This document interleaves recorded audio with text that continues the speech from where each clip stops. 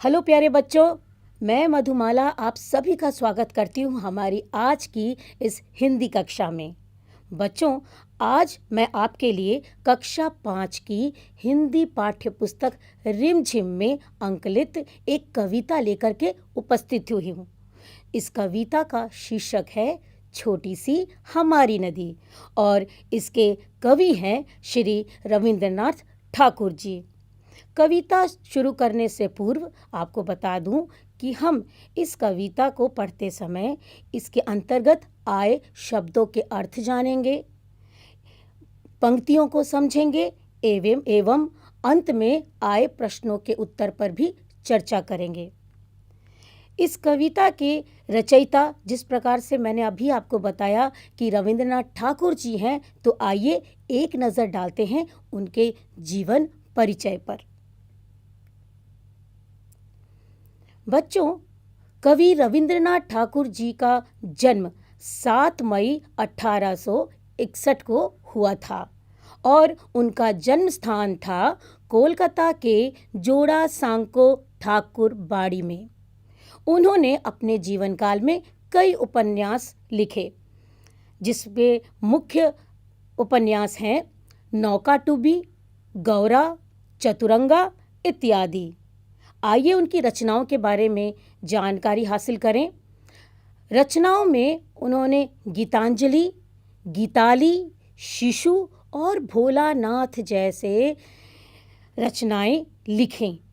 लेकिन बच्चों, आप लोगों को ये बात बताना चाहूँगी कि उन्हें अपने सर्वश्रेष्ठ रचना जिसका नाम है गीतांजलि, जी हाँ बच्चों, गीतांजलि के लिए रविंद्रनाथ ठाकुर जी को नोबेल पुरस्कार से सम्मानित किया गया। और कब किया गया? 1913 में। और अंत में उनकी मृत्यु 7 अगस्त 1941 को हो जाती है। बच्चों, रविंद्रनाथ ठाकुर जी भारत के ही नहीं अपितु एशिया के एकमात्र ऐसे व्यक्ति थे जिनकी रचनाओं को एक नहीं बल्कि दो देशों ने अपना राष्ट्रगान बनाया है। जी हाँ, उनकी रचनाएं भारत और बांग्लादेश में राष्ट्रगान के रूप में गाई जाती हैं। अब इस कविता के बारे में पढ़ते हैं, छोटी सी हमारी नदी। इस कविता के रचयिता श्री रविंद्रनाथ ठाकुर ने इस कविता में हमें बताने की कोशिश की है कि जिस प्रकार से एक नदी निरंतर बहती रहती है बिना किसी भेदभाव के, उसी प्रकार से हमें अर्थात मनुष्यों को भी बिना भेदभाव से परोपकारी बनना चाहिए, लोगों की सहायता करनी चाहिए। तो चलिए बच्चों, शुरू करते हैं हम अपनी आज की कविता। छोटी सी हमारी नदी टेढ़ी मेढ़ी धार, गर्मियों में घुटने भर भिगो कर जाते पार। पार जाते ढोर डंगर बैलगाड़ी चालू, ऊंचे हैं किनारे इसके पाट इसका ढालू। तो बच्चों, यहाँ पर मैं आपको बताना चाहूँगी कि कवि रविंद्रनाथ ठाकुर जी ने जो ये कविता रची है, यहाँ पर कवि ने नदी का वर्णन किया है। और नदी का वर्णन करने के साथ साथ ही जब गर्मियों में नदी में पानी का जल का स्तर कम हो जाता है, तब इसकी क्या दशा होती है, इसी का वर्णन हमें इस कविता में देखने को मिलता है। कवि ने कहा है कि छोटी सी हमारी नदी टेढ़ी मेढ़ी धार, और गर्मियों में घुटने भर भिगो कर जाते पार। पार जाते ढोर ढंगर अर्थात जानवर, जिसे हम मवेशी भी कहते हैं। बैलगाड़ी चालू, ऊंचे हैं किनारे इसके पाठ इसका ढालू। आगे कवि कहते हैं कि पेटे में झकाझक बालू, कीचड़ काना नाम, कांस फूले एक पार उजले जैसे घाम। दिन भर किचपिच करती मैना डार डार, रातों को हुआ कर उठते सियार। बच्चों, यहाँ पर घाम का अर्थ दिया हुआ है। घाम का अर्थ है धूप, और किचपिच ये एक तरह की आवाज़ है जिसे मैना करती है, यानी कि मैना द्वारा निकाली गई जो आवाज़ है उसे ही किचपिच का यहाँ पर नाम दिया गया है। तो आइए अब जाने इसका अर्थ क्या हुआ। कवि कहते हैं कि हमारी नदी छोटी सी है और इसकी धार कैसी है, टेढ़ी मेढ़ी। गर्मी के दिनों में इसमें घुटने भर तक पानी होता है, अतः इसे पार करना बड़ा आसान होता है, चाहे वह आदमी हो या जानवर या फिर बैलगाड़ी। इस नदी के किनारे ऊंचे हैं और इसके पाट ढालू हैं, किंतु इसकी तली में बालू कीचड़ का नामो निशान नहीं है। कांस के फूल खिलने पर धूप जैसे सफेद दिखाई देते हैं। इसकी डालियों पर मैना दिन भर किचपिच किचपिच करती रहती है और रात के समय सियार हुआ हुआ करते हैं। तो बच्चों, आपने देखा किस प्रकार से रविंद्रनाथ ठाकुर जी ने छोटी सी नदी का वर्णन करते हुए कहा है कि गर्मियों में जब पानी कम हो जाता है, यानी पानी का स्तर जब काफ़ी निम्न हो जाता है, नीचे आ जाता है, तब उस नदी को कोई भी, वह व्यक्ति हो, कोई बैलगाड़ी हो या फिर मवेशी अर्थात जानवर हो, आसानी से पार कर लेते हैं।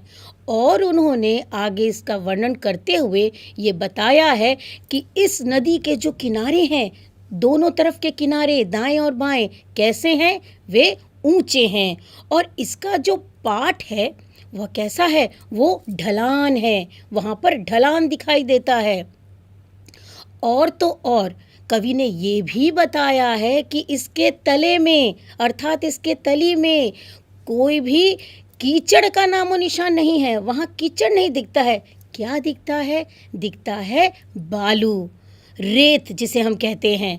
और उसी रेत में और उसी नदी के किनारे पे कांस के फूल, बच्चों कांस के फूल आप इस चित्र में भी देख सकते हैं। यहाँ पर जो आप देख रहे हैं उजला उजला जो फूल लगा हुआ है वह क्या है, वह कांस के फूल हैं जो कि नदी के दोनों किनारे पर उगे रहते हैं। तो कवि कहते हैं कि कांस के फूलों पर जब घाम अर्थात जब धूप पड़ती है तो वह सुनहरे रंग के दिखते हैं, उजले उजले, बहुत सुंदर दिखाई प्रतीत होते हैं। और वहाँ कवि ने ये भी पाया है कि कैसे उन पौधों पर, उन कांस के फूलों पर मैना, प्यारी मैना जब बैठती है तो वह किचपिच किचपिच की आवाज़ निकालती है। ये एक तरह की ध्वनि होती है जो कि मैना करती है। और रात में नदी के किनारे सियार आते हैं और वो भी अपनी आवाज़ में, सियार की कौन सी आवाज़ होती है, हुआ हुआ, तो वो भी हुआ हुआ करके वहाँ पे रात में शोरगुल करते हैं। अब इतना अर्थ जानने के पश्चात आइए देखें कि कवि और इस कविता में हमें क्या बताना चाहते हैं। अमराई दूजे किनारे और ताड़वन, छाहों छाहों बहमन टोला बसा है सघन। अर्थात अमराई आम का बगीचा, ताड़वन यानी ऐसा वन जहाँ पर ताड़ के वृक्ष हों, छाहों अर्थात छाया में, बहमन टोला यानी ब्राह्मणों का टोला, सघन अर्थात घना। कच्चे बच्चे धार कछारों पर उछल नहा लें, गमछो गमछो पानी भर भर अंग अंग पर डालें। अर्थात जब बच्चे नहाते हैं तो वो उछल कूद करके नहाते हैं और अपने अंगों पर पानी डालते हैं। अगली पंक्तियों में देखते हैं, कभी कभी वे सांझ सकारे निपटा कर नहाना, छोटी छोटी मछली मारे और आंचल काकर छाना। बहुए लोटे थाल मांजती, रगड़ रगड़ कर रेती, कपड़े धोती घर के कामों के लिए फिर चल देती। आइए अब जानते हैं इसका अर्थ। नदी के बारे में वर्णन करते हुए कवि कहता है कि इसके दूसरे किनारे पर आम और ताड़ के पेड़ हैं और उन्हीं की छाया में ब्राह्मण टोला बसा है। उनके छोटे छोटे बच्चे किनारों पर उछल कूद करके नहाते हैं। वे गमछों में पानी भर भर कर अपने शरीर पर उड़ेलते हैं। कभी कभी जब वे जल्दी नहा लेते हैं तो नदी में मछलियां पकड़ते हैं।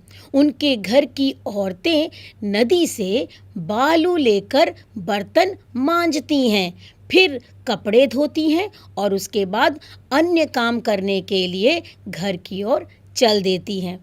तो जैसा कि यहाँ पर नदी का वर्णन करते हुए कवि ने बताया है कि कैसे अमराई के बगीचों में वहाँ पर ब्राह्मण टोला बसा है और ब्राह्मण टोले में रहने वाले लोग कैसे उस नदी का इस्तेमाल करते हैं। वहाँ के बच्चे उछल कूद करते हैं, पानी में नहाते हैं, गमछों में पानी भर भर कर अपने शरीर पर डालते हैं, मस्ती करते हैं। और वे जब जल्दी नहा लेते हैं तो क्या करते हैं, मछलियाँ पकड़ते हैं। अच्छा बच्चों, मैंने आपको इससे पूर्व एक पंक्ति में ये बताया था कि किस प्रकार से नदी अपने तल में वह बालू लिए फिरती है, बालू का जमाव हो जाता है, वहाँ कीचड़ का नामो निशान नहीं होता है। उसी बालू से ब्राह्मण टोला के रहने वाली औरतें अपने घरों के काम आके करती हैं। कहाँ? नदी के किनारे। नदी के किनारे वे रेत से अपने घर के बर्तनों को मांजती हैं, अर्थात धोती हैं, और फिर वहाँ पर कपड़े धोती हैं और अपना सारे काम निपटाकर फिर वो अपने घर की ओर चल देती हैं। आइए अब जानते हैं, आगे बढ़ते हैं अगली पंक्तियों की ओर।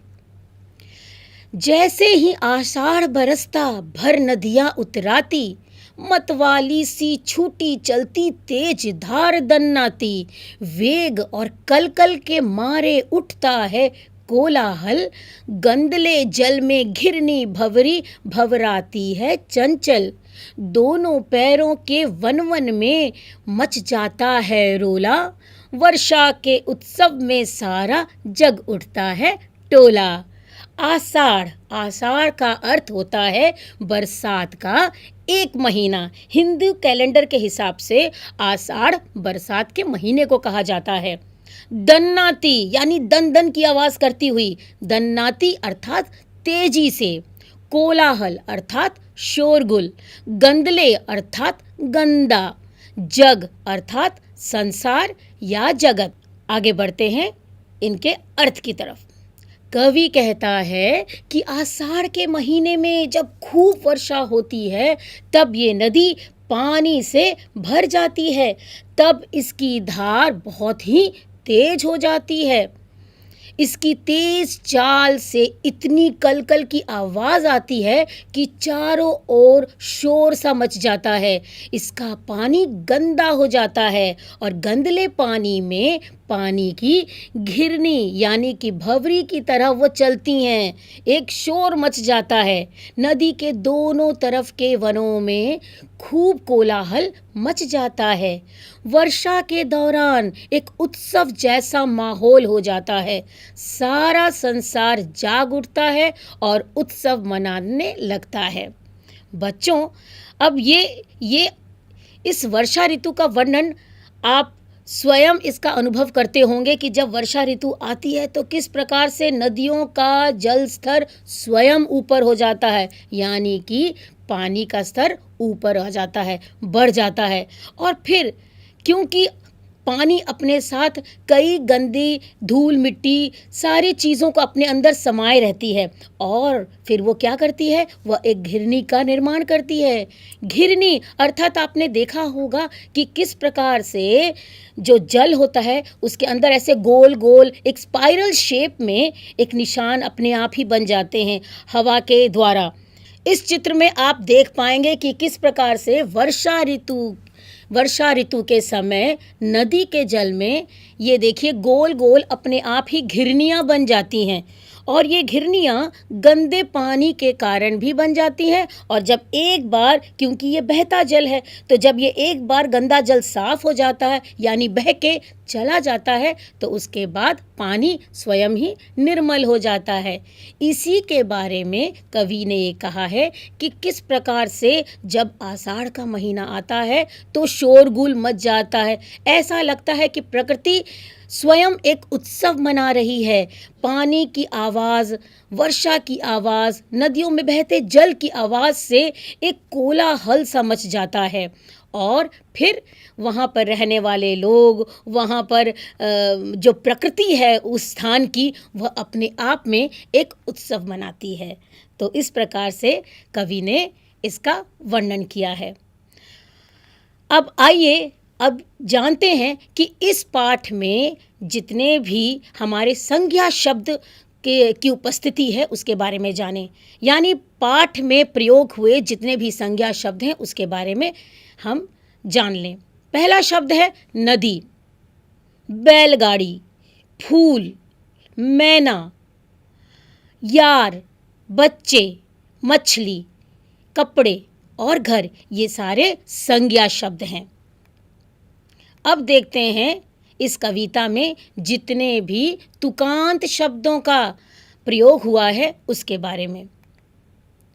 यहाँ पर कई तुकांत शब्दों का प्रयोग किया गया है इस कविता में, जैसे कि चालू, ढालू, नहाना, छाना, धार, पार, रेती, देती, नाम, धाम, उतराती, दन्नाती, डार, सियार, कच्चे, बच्चे, वन, सघन, रोला, टोला, नहाले, ढाले। तो आपने देखा ये सारे तुकांत शब्द हैं जो कि इस कविता में प्रयोग किए गए हैं। अब आगे बढ़ते हैं हम रिक्त स्थान की तरफ। यानी कि इस कविता में कुछ वाक्यों को निकाला गया है जिसे हम रिक्त स्थान को भर के उसकी पूर्ति करेंगे। चलिए, पहला रिक्त स्थान है कि गर्मियों में नदी की धार हो जाती है। कैसी हो जाती है? वह टेढ़ी मेढ़ी हो जाती है। आपने देखा होगा कि कैसे जब नदी कभी भी सीधी नहीं बहती है, वो हमेशा टेढ़ी मेढ़ी बहती है। तो जब टेढ़ी मेढ़ी बहती है तो उसका जो आकार है वह सांप नुमा लगता है, यानी सांप की तरह लगता है। तो इसीलिए यहाँ पर कवि ने कहा है कि गर्मियों में नदी की धार टेढ़ी मेढ़ी हो जाती है।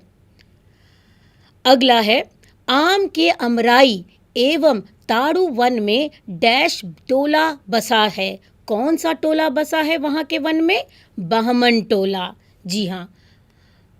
अगला है गर्मियों में नदी किनारे डैश का नाम भी नहीं होता। किसका नाम नहीं होता? कीचड़ का नाम नहीं होता, क्योंकि वहाँ पर तो रेत ही रेत उसके तली में पाई जाती है। अगला है डाल डाल पर डैश किचपिच करती रहती है। यहाँ पर किस चिड़िया के बारे में बताया जा रहा है? जी हाँ, यहाँ पर मैना के बारे में बताया जा रहा है, जो कि एक प्रकार की ध्वनि उत्पन्न करती है। अगला है आषाढ़ महीने में नदी में वेग और कलकल के कारण डैश सा हो उठता है। यानी सारा वातावरण क्या हो जाता है? कोलाहल हो जाता है, यानी शोरगुल मच जाता है। तो ये थे हमारे सभी इस पाठ से संबंधित रिक्त स्थान की पूर्ति। अब हम बढ़ते हैं इस कविता में प्रयोग हुए विलोम शब्द। लेकिन विलोम शब्द के पहले हम उसकी परिभाषा तो जान ले। विलोम शब्द किसे कहते हैं? विलोम शब्द कहा जाता है जब किसी शब्द का विपरीत अर्थ देने वाले शब्द को हम विलोम शब्द कहते हैं। अब आइए देखते हैं कि इस कविता में कौन कौन से विलोम शब्दों का प्रयोग किया गया है। ये देखिए, पहला है छोटी बड़ी, गर्मी सर्दी, ऊंचे नीचे, फूल कांटे, रात दिन। जी हाँ, ये 5 विलोम शब्द हैं जो कि कविता के अंदर से कविता में दिए गए हैं। अब आगे बढ़ते हैं हम प्रश्न उत्तर की तरफ। तो पहला प्रश्न इस पाठ से संबंधित है, तुम्हारी परिचित नदी के किनारे क्या क्या होता है? अब बच्चों, आप भी जहाँ पर रहते हैं उसके आसपास कोई ना कोई नदी अवश्य होगी। तो आपको अपने अनुभव से ये बताना है कि आपके अड़ोस पड़ोस में जो नदी है उसके किनारे क्या क्या होता है, यानी कौन कौन से कार्य किए जाते हैं। कई बच्चों के अलग अलग उत्तर होंगे। जैसे हमारी परिचित नदी के किनारे लोग पूजा पाठ करते हैं, कुछ लोग मछलियाँ भी पकड़ते हैं, बच्चे यहाँ नहाते हैं तथा दूसरे लोग अपने अन्य काम करते हैं, जैसे कि कपड़े धोना, बर्तन धोना इत्यादि। बढ़ते हैं दूसरे प्रश्न की ओर। दूसरा प्रश्न है, नदी में नहाने के बारे में तुम्हारा क्या अनुभव है। बच्चों, इस प्रश्न में आपके अनुभव के बारे में पूछा गया है। यानी जब आप घर में तो सभी नहाते हैं, लेकिन जब आप नदी में नहाते हैं तो उसकी बात ही अलग होती है। तो यहाँ पर आपको अपना अनुभव लिखना है। आपका उत्तर ये भी हो सकता है कि नदी में नहाने के बाद एक अलग सी ताजगी मिलती है। नदी में नहाकर हमें हर प्रकार की थकान से छुटकारा मिल जाता है और शरीर में चुस्ती और फिर फुर्ती आ जाती है। अगला प्रश्न है, नदी की टेढ़ी मेढ़ी धार किसकी तरह लगती है। जैसा कि मैंने अभी चर्चा के समय ही इस बात का जिक्र किया था कि नदी कभी भी सीधी नहीं बहती है, वह अपनी धार के हिसाब से ही अपनी दिशा तय करती है। यानी आपने देखा होगा कि नदी का जो आकार है वह अलग अलग और टेढ़ा मेढ़ा होता है, तो ये कभी कभी देखने में सांप की तरह भी लगती है। तो यहाँ पर इस प्रश्न का उत्तर है कि नदी की टेढ़ी मेढ़ी धार सांप के आकार की तरह लगती है। अगला प्रश्न है आपके लिए, उछल उछल के नदी में नहाते कच्चे बच्चे किसकी तरह लगते हैं। ये पूरी तरह से आपके अनुभव के ऊपर है। आप जैसा भी अनुभव करते हैं आप इस प्रश्न का उत्तर उसी हिसाब से दे सकते हैं। यहाँ पर पूछा गया है कि जब बच्चे नदी में नहाने के लिए जाते हैं तो वो उछल उछल के नहाते हैं। आपने देखा होगा एक दूसरे पे पानी फेंकते रहते हैं, गमछों में पानी लेते हैं, एक दूसरे पर डालते हैं, खूब मस्ती करते हैं। तो जैसे वर्षा के दिनों में मेंढक अपने नदी अपने तालाब में घुस करके रहता है और वर्षा में बाहर निकल आता है, तो उसी प्रकार से बच्चे भी मेंढकों की तरह ही लगते हैं। आइए इसका उत्तर देखें। उछल उछल के नदी में नहाते कच्चे बच्चे मेंढकों की तरह लगते हैं। ऐसा सिर्फ हम अपने अनुभव से कह रहे हैं। आपका अनुभव क्या कहता है आप हमें ज़रूर लिख के बताइएगा या फिर इसकी चर्चा अपने मित्र के साथ कीजिएगा। और इसी के साथ हमारी आज की जो ये कविता थी, छोटी सी हमारी नदी, उम्मीद करती हूँ कि आप सबको यह कविता अच्छे से समझ में आ गई होगी। हमने इस कविता के शब्दों का अर्थ जाना और इसमें प्रयोग होने वाले जितने भी व्याकरणिक इकाई हैं उसके बारे में भी हमने चर्चा की और अंत में हमने प्रश्नोत्तर भी इसके जाने। तो इसी के साथ अब मैं इस कक्षा को यहीं समाप्त करती हूँ। धन्यवाद।